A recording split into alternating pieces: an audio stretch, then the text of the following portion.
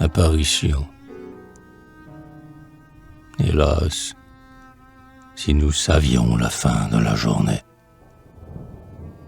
Quand la chute du soir, grande tempête nue, dépouille les maisons au bord de l'avenue, quand dans la chambre faible, à l'heure sans abri, le fond du cœur est vague et désert comme un cri, quand la rumeur se tait laissant dormir tranquille, les grands rêves lassés comme les grandes villes, et que tout franc deuil s'incline dans un coin, je te vois t'ébaucher, rêve qui vient de loin. Et le blême décor, lorsque sur tes vieux charmes, tes voiles, on dirait, tombent comme des larmes, c'est le jour malheureux, c'est le jour de longueur, c'est le jour et le soir, pauvre frère sans cœur.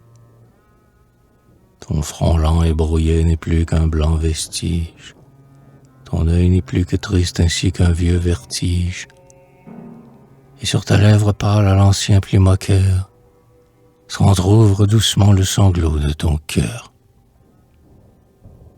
Et je vois la douleur qui vit sous ta paupière, tomber de tes grands yeux comme un peu de lumière. Tu viens, très malheureuse, au foyer qui fut tien. Tu me tends vaguement ta main qui ne peut rien, et dans tes yeux ternis à peine l'on devine le fragile rayon dont ma lampe est divine. Puis tu t'en vas toujours, souffrance du dehors.